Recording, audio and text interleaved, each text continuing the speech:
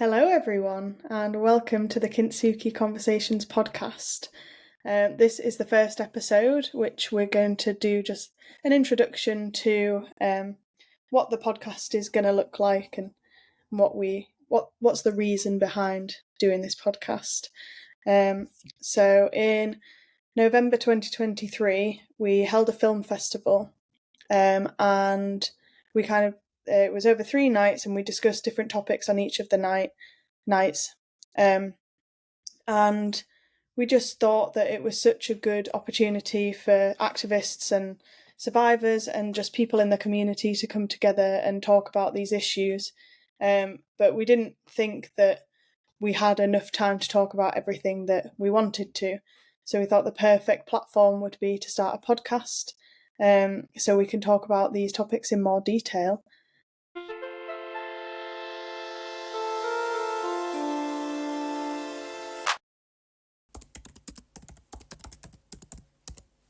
So the title of the podcast is Kintsugi Conversations.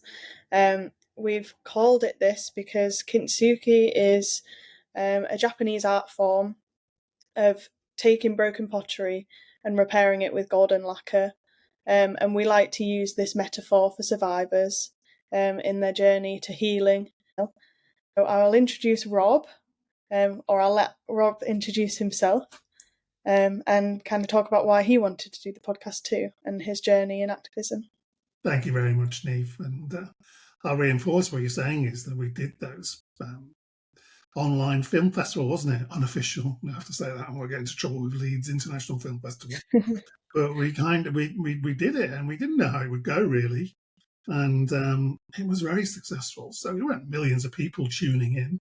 You know, I don't think that happens in sexual violence, to be honest with you. So actually, these podcasts are at the right time, I think, because we realised that there was a lot of issues that were kind of touched on, but we didn't have really time to go into them. And one of them, we thought, is actually activists' view of the world at this moment in time. You know, and we can talk about people's personal experience of abuse and their stories. They're really important to do. But actually, what we thought was really important was, what's it like out there for you now as either you're emerging as a new activist or you're an old activist who's been out there a long, long time? And activism can mean anything, really. It can mean somebody who's on Twitter, and it can mean somebody who's been on the front line marching in front of Parliament for 2-3 decades. So we wanted to kind of capture that and have, I think when we talked about it, depth conversations with those individuals and not interview them, but have a conversation with them, ask them kind of what they think and have a real conversation. And that's where it came from. And my activism came from wanting a conversation. 25 years ago, there was a little bit longer in truth. But 25 years is when I kind of emerged into a public space. And that was a fascinating experience as a survivor and a male, and how you were treated, and how a lot of that still plays out. And, you know, your responses to it are often, kind of normal human responses. And I've got better at dealing with it. Activism is a tough business in a social change conversation. So it's really good to be here. And kind of this is very different, isn't it? So Tell me about you, Neve, because I know you, but tell me why you want to talk about activism in this particular area. I think for me, I think everyone comes from very different backgrounds and different experiences.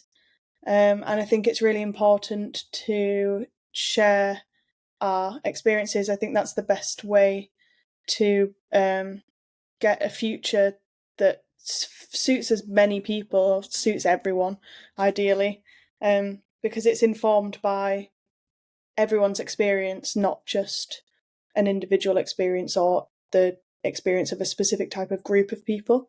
I think that's why having these conversations is really important, because we can talk to people from all different walks of life and get their perspectives, which gives a more holistic view of how the future needs to be changed and shaped. And I think that's really important. I think the title as well of the podcast is great, because the conversations that we're going to have, but also the meaning of kintsugi and the analogy, I guess, of healing and it's kind of like healing through conversation.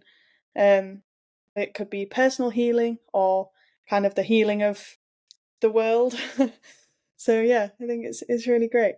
I think what you're saying is really kind of on target. I think a lot of the themes you talk about there, holistic conversations, perspectives really from survivors. Often the perspectives of survivors are given by people who kind of working with survivors. They're not necessarily experienced that themselves.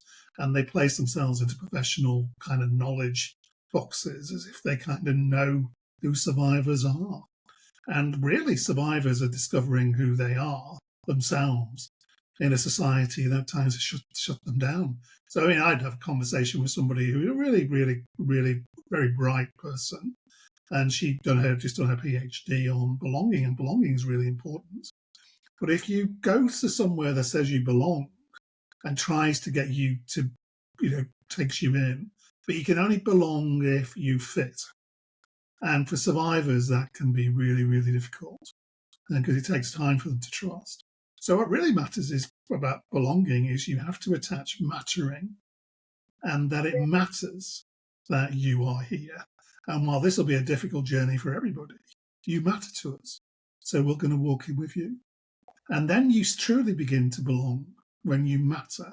And I think one of the things that's missing in our society as it transitions into a trauma-informed, responsive world is we're kind of going to say, well, survivors belong. Are you going to stick the name on the wall and say you're welcome? But, sexual abuse here and posters. But do we really matter? And I think that is something that's, the next part of the conversation. And we can have that with all a series of activists and kind of explore, do we really matter? Is the system shifting, or is it kind of just moving the deck chairs around?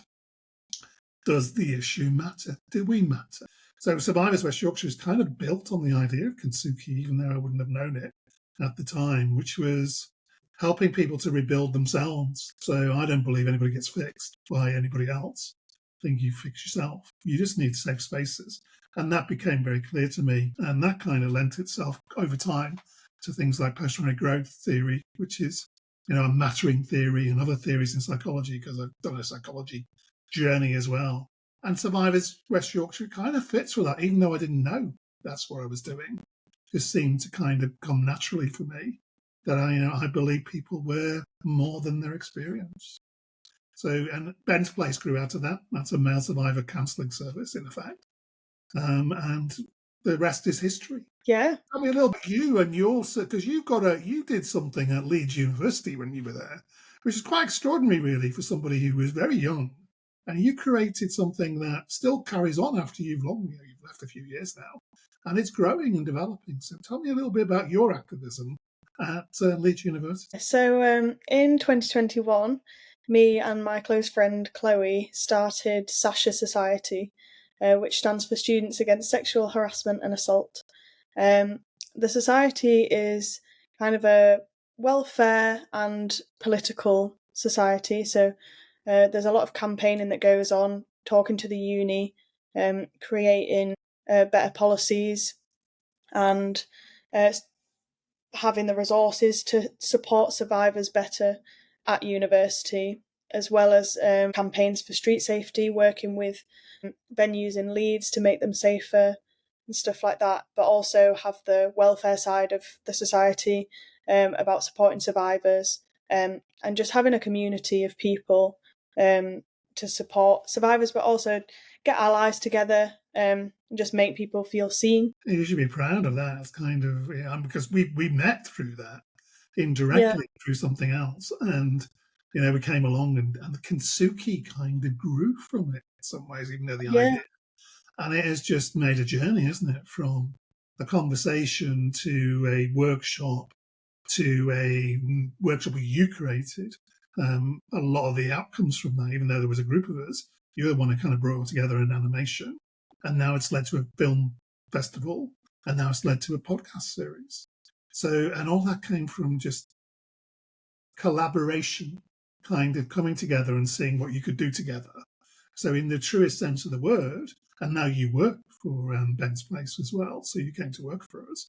So collaboration is a really powerful thing, and activism at its best really is collaborating to change things and make them work better. So I think it's amazing.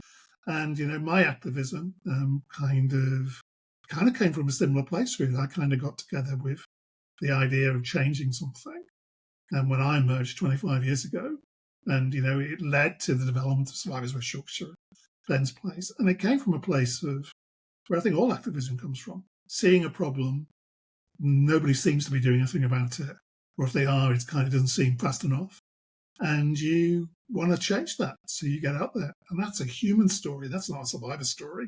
That's a human story that came from a sense of injustice, a sense that something wasn't right and they need to be corrected. So it's good to be an activist. To get activism is good. It can be very draining, but it's also very good. Yeah, I think that this podcast for us is kind of a I mean, I guess we are a good representation of what we want this podcast to be, because there's quite a generation gap between us. You are a survivor and I'm not a survivor, I'm an ally. But we generally agree on most things, not everything, but most things we do. And I think that this is what we made the podcast for, and what we hope the podcast will be. And just have that opportunity to have a conversation about all of the topics that surround sexual violence, and kind of get different opinions, and just see how we can shape the future.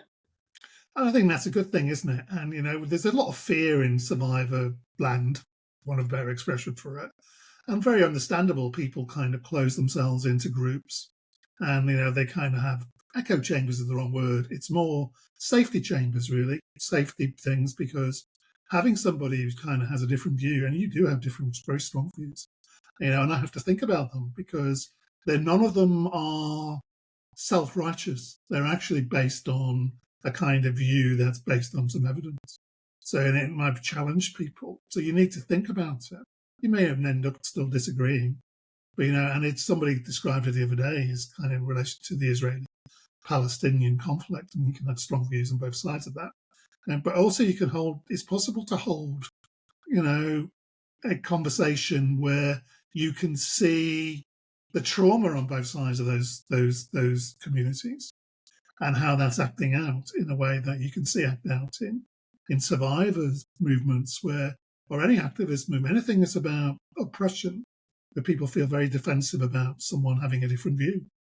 So I think it's actually good and mature in a way for these podcasts to start to try to explore conversations with activists that are validating, very supportive, but asking what they really think about things, kind of, what do you really think about? How do you get treated? What do you think about people who treat you like that?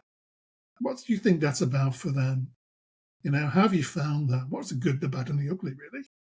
And I think that's what we wanted to say when we saw the films for that, which is kind of really good, I think. The energy was there. So let's have those conversations. And they're not negative conversations, they're positive conversations. Political. Yeah. Kind of use the word political, and it is a bit political. So change is a political process, with Yeah. small p. Yeah, I think a lot of the conversations that we want to have as well are conversations that aren't necessarily given much airtime. So it's to give people a chance to kind of shed light on their own experiences, and talk about how it needs to change. And we don't necessarily have any of the answers, but having the conversation is definitely a good step. There's a reason why survivors need validating, because they've been unvalidated. And they're not kind of people who are, they're looking for attention and all this kind of rubbish. They're looking for you to tell them, that they matter, and that they need to be repeated to them, because saying it once isn't good enough, because they don't believe it themselves. And that's not some noble, idealistic fantasy. It can be better. You just need to be aware and have conversations and hear other people and disagree. So I'm looking forward to this. So we've got plenty of time to do it. And this is a collaboration. I just bring the grey hair and the kind of conversation. And you bring a kind of young kind of view, and a very articulate kind of intelligent view as well about stuff.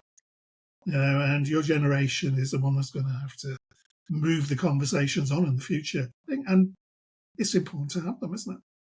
Yeah, definitely. So hopefully we should have our first guest soon.